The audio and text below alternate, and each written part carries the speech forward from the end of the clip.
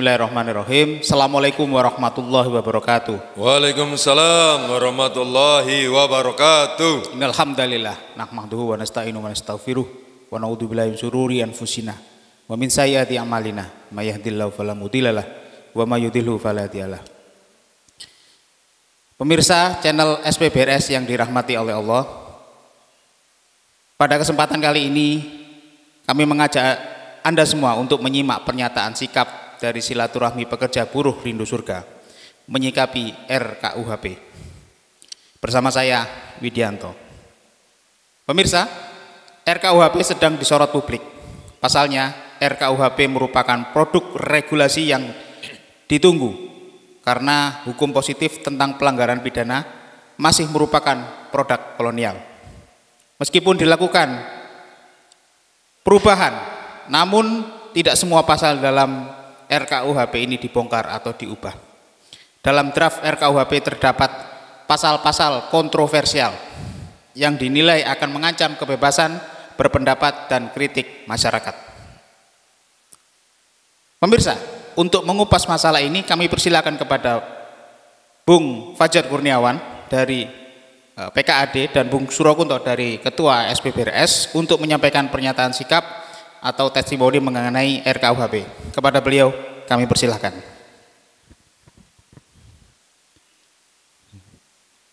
Assalamualaikum warahmatullahi wabarakatuh. Waalaikumsalam warahmatullahi wabarakatuh. Saudara-saudara sekalian sebangsa dan setanah air, para pemirsa channel SPBRS dimanapun Anda berada, sebagaimana kita ketahui bahwa pemerintah bersama dengan DPR sebagai lembaga legislatif tengah menggodok memfinalkan rancangan undang-undang kitab hukum pidana yang kalau kita cermati dari pasal per pasal yang disampaikan dan sampai kepada publik draft atas RKUHP tersebut, kita bisa mendapati bahwa ada cukup banyak pasal-pasal yang kita nilai kontroversial, ya. Bahkan banyak pihak yang juga telah menyuarakan ketidaksetujuannya dan rekomendasi untuk perbaikan atas RKUHP tersebut.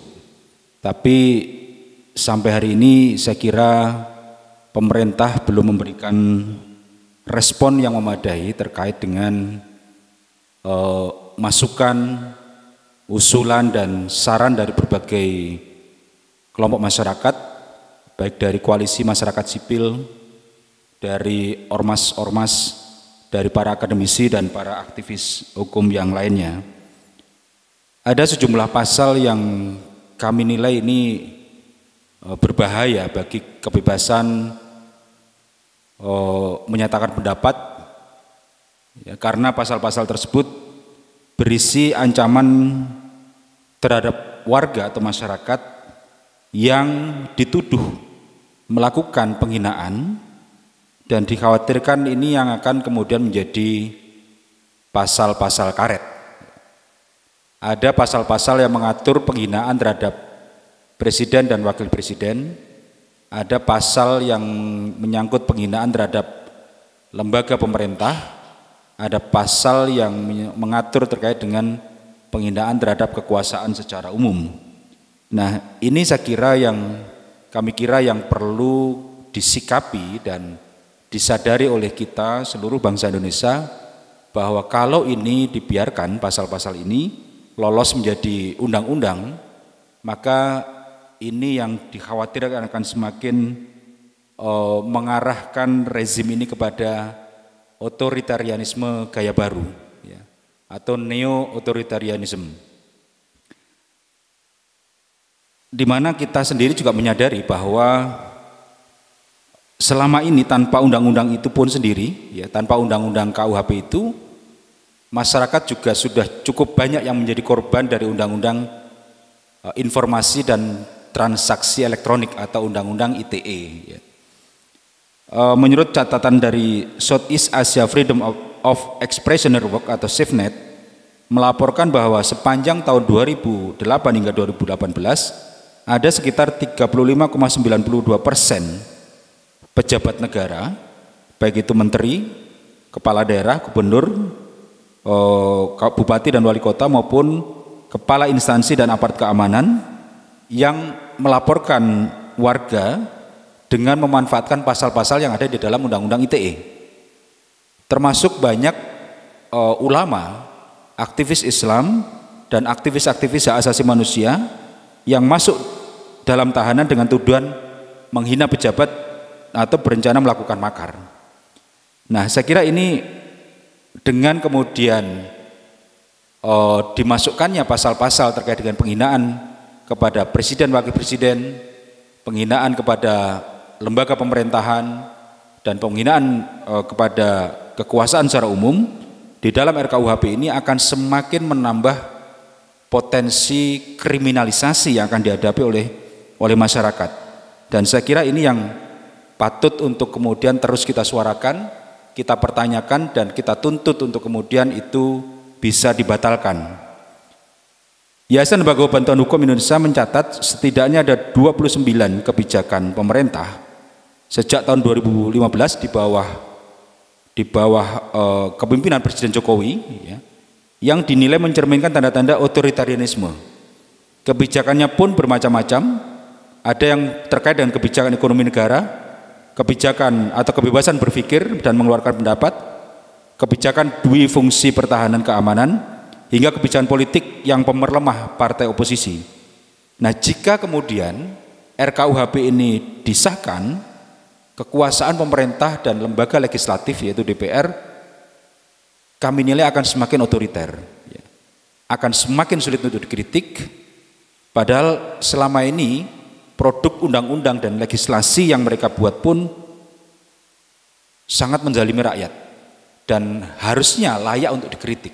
Nah, kalau kemudian dengan mengatasnamakan sejumlah pasal di dalam RKUHP itu, ya, rakyat diintimidasi dan tidak bisa mengeluarkan kritik, maka kita bisa membayangkan bahwa ke depan akan semakin tidak ada kritik atau penguasa menjadi penguasa yang anti kritik. Inilah sesungguhnya tipu daya demokrasi yang mengklaim bahwasannya kekuasaan ada di tangan rakyat, tetapi sesungguhnya yang terjadi adalah justru kekuasaan itu ada untuk membatasi gerak rakyat, kekuasaan ada untuk memberangus suara kritis rakyat terhadap penguasa.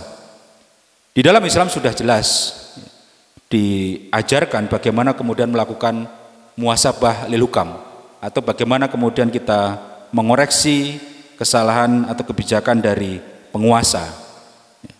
Karena itu adalah bagian dari aktivitas amar ma'ruf nahi mungkar yang menjadikan umat ini mendapat gelar sebagai khair ummah dari Allah Subhanahu wa taala. Dan amar ma'ruf nahi mungkar yang terbesar salah satunya adalah apa yang kemudian disebut sebagai melakukan muhasabah lil hukam, atau memberikan, mengkritik, mengoreksi kezaliman yang dilakukan penguasa terhadap rakyatnya. Sampai begitu mulianya amal ini sehingga oleh Nabi SAW disebut sebagai afdolul jihad atau jihad yang paling afdol. Sebagaimana sabda beliau, afdolul jihadi kalimatul adlin inda sultanun jair. Jihad yang paling utama adalah menyatakan keadilan di hadapan penguasa yang zalim. Hadis riwayat Abu Dawud, At-Tirmizi, Ibnu Majah, dan Ad-Dailami. Kemudian di dalam hadis yang lain, Rasulullah SAW menyebutkan orang yang beramar ma'ruf nahi mungkar di hadapan pemimpin yang zalim akan mendapatkan kedudukan sebagai pemimpinnya para syuhada nanti kelak di akhirat. Sebagaimana sabda beliau, Sayyidus Syuhada Hamzah bin Abdul Muthalib wa rajulun qama ila imamin jairin fa'maruhu wa nahahu faqatalahu. Pemimpinnya para syuhada adalah Hamzah bin Abdul Muthalib, dan seorang laki-laki yang berdiri di hadapan penguasa yang zalim lalu ia memerintah dengan kemakrufan dan melarang dari kemungkaran penguasa tersebut, kemudian penguasa itu membunuh dirinya. Sebagaimana hadis riwayat Al-Hakim dan At-Tabrani. Nah, kalau kemudian kita mendiamkan berbagai kemungkaran-kemungkaran yang dilakukan oleh penguasa yang zalim, maka kita mengkhawatirkan akan semakin rusak kehidupan berbangsa dan bernegara kita, dan akan semakin banyak muncul penguasa-penguasa yang jahat, penguasa-penguasa yang lalim, penguasa-penguasa yang zalim kepada rakyatnya. Sebagaimana sabda Rasulullah, hendaklah kalian melakukan amar ma'ruf nahi mungkar, atau jika tidak Allah akan menguasakan atas kalian orang-orang yang paling jahat di antara kalian, lalu orang-orang baik di antara kalian berdoa dan doa mereka tidak dikabulkan. Sehingga dalam hal ini kita harus menyadari bahwa mengoreksi kebijakan penguasa, terutama kebijakan yang tidak sesuai dengan kehendak syara atau tidak sesuai dengan kehendak rakyat, itu adalah sebuah amar ma'ruf nahi mungkar dan sebuah kewajiban yang seharusnya diberikan ruang yang seluas-luasnya oleh penguasa, termasuk kebijakan untuk mengkritik atau mengkritik kebijakan seperti kenaikan harga BBM, kebijakan kenaikan kebutuhan pokok, gas, air, listrik dan sebagainya. Karena apa? Karena hal itu sesungguhnya adalah kebutuhan-kebutuhan pokok yang menjadi kebutuhan asasi bagi setiap masyarakat, dan jika itu dibiarkan maka bisa berpotensi menimbulkan doror bagi masyarakat. Dan oleh karena itu maka kita harus senantiasa memberikan ruang, ya penguasa seharusnya memberikan ruang yang cukup agar kemudian rakyat justru berani dengan terbuka untuk melakukan kritik, melakukan muhasabah atas kebijakan yang ada. Oleh karena itu kita sampaikan sekali lagi kepada penguasa, kepada pemerintah dan juga DPR, dengarkanlah aspirasi dari masyarakat, karena sesungguhnya apa yang disampaikan oleh masyarakat, oleh rakyat ini adalah bagian dari upaya untuk membangun atau memperbaiki kondisi bangsa ini. Dan sebaliknya, jika kemudian justru yang respon yang diberikan adalah memberangus suara-suara kritis, suara-suara masyarakat, maka sesungguhnya Allah akan mempergilirkan kekuasaan itu kepada hamba-hambanya yang lebih bertakwa. Saya kira itu yang bisa kami sampaikan.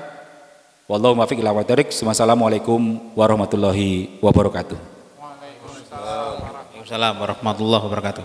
Terima kasih Bung Fajar Kurniawan. Selanjutnya dari SPBRS Bung Surokunto, kami persilakan. Takbir. Assalamualaikum warahmatullahi wabarakatuh. Hamidalillah wa sallallahu ala Rasulillah wa ala alihi wa ashabihi wa mawalah, la haula wa la quwata illa billah. Alhamdulillah, pada kesempatan yang mulia ini di bulan Zulhijjah, kami dari SPBRS, kepanjangan dari Silaturahmi Pekerja Buruh Rindu Surga, kami ingin menyampaikan satu ayat. A'udzubillahi minasyaitonirrajim. Kuntum khaira ummatin ukhrijat linas ta'muruna bil ma'ruf wa tanhauna 'anil munkar wa tu'minuna billah. Shadaqallahul adzim. Engkau adalah umat yang terbaik yang dilahirkan dari manusia, yang mengajak kepada al-ma'ruf, kebaikan, dan mencegah daripada al-munkar, keburukan, wa tu'minuna billah, dan beriman kepada Allah Subhanahu wa taala. Takbir. Pada kesempatan ini kami akan menyampaikan sebagai bentuk kecintaan kita kepada negeri yang kita cintai ini, sebagaimana yang disampaikan oleh Bung Fajar Kurniawan. Apabila KUHP ini disahkan, akan menjadi sebuah bencana yang besar yang akan menghancurkan dan memporak-porandakan kehidupan negeri kita yang kita cintai ini. Berikut pernyataan sikap SPBRS tolak RKUHP.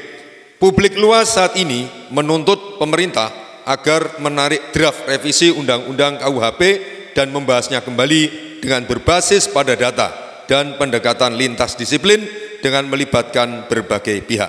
Masyarakat meminta DPR untuk menghentikan seluruh usaha mengesahkan RKUHP yang masih memuat banyak permasalahan dan masih mengandung penindasan terhadap rakyat. Jangan sampai RUU KUHP menjadi dagangan politik partai-partai di DPR. Selanjutnya RUU KUHP kami anggap sangat represif dengan perspektif pemenjaraan melebihi KUHP produk kolonial. Dari 1251 perbuatan pidana dalam draft RUU KUHP, 1198 diantaranya diancam dengan pidana penjara. Menurut kami kebijakan ini akan semakin membebani permasalahan lembaga permasyarakatan yang kekurangan kapasitas. Rakyat jelas ingin menghilangkan kolonialisasi, salah satunya dengan mengurangi ancaman hukuman. Saat ini RKUHP dinilai banyak pihak malah menaikkan ancaman hukuman melebihi Belanda itu sendiri.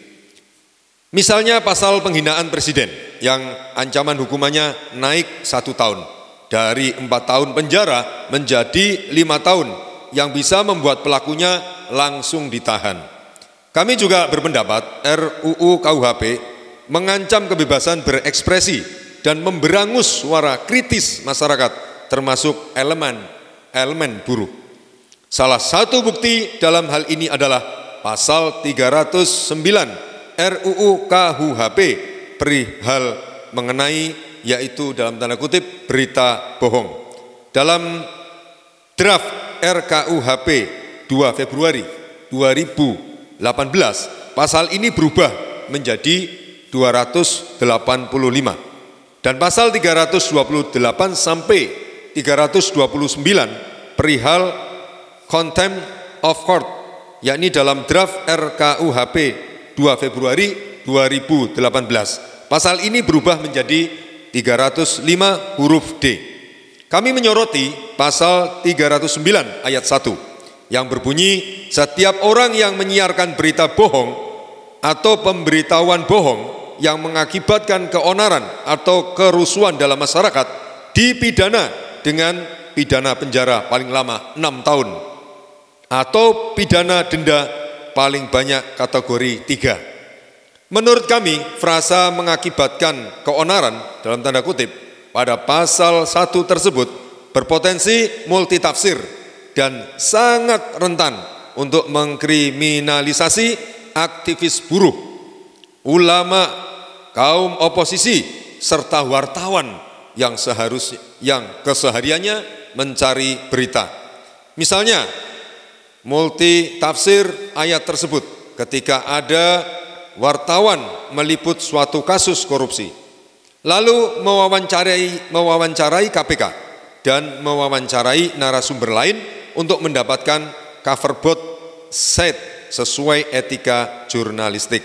Namun ketika berita tersebut sudah disiarkan dan ternyata narasumber tidak akurat dan tidak betul memberi informasinya, maka wartawanlah yang akan dianggap memberitakan kebohongan. Ini bisa teman-teman terkena pasal tersebut. Hal yang sama juga bisa berlaku bagi pasal contempt of court.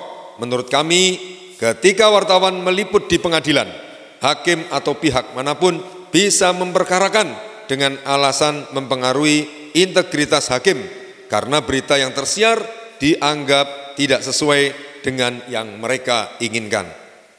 Terkait ini kami merujuk pada pasal 329 huruf D yang berbunyi mempublikasikan atau membolehkan untuk dipublikasikan segala sesuatu yang menimbulkan akibat yang dapat mempengaruhi sifat tidak memihak hakim dalam sidang pengadilan. Sementara apabila merujuk pada pasal 328, maka wartawan bisa dikenakan pidana 5 tahun penjara karena perbuatan tersebut.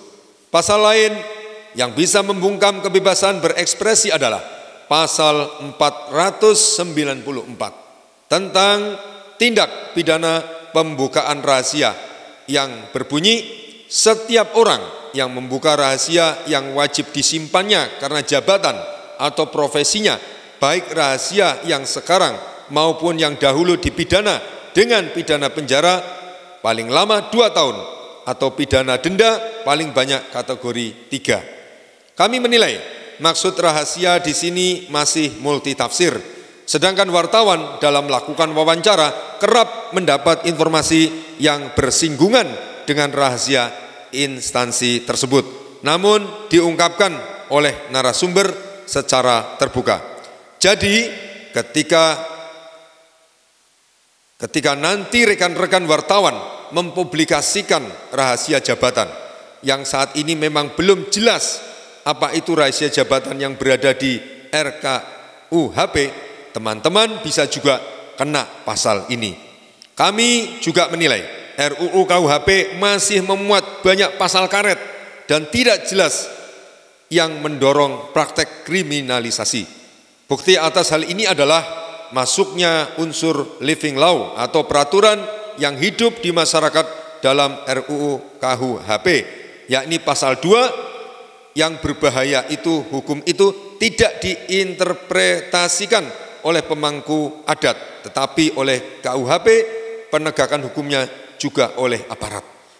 Ini bisa membuat anggota masyarakat yang tidak tahu adat suatu daerah terkena pidana karena dianggap melanggar hal itu.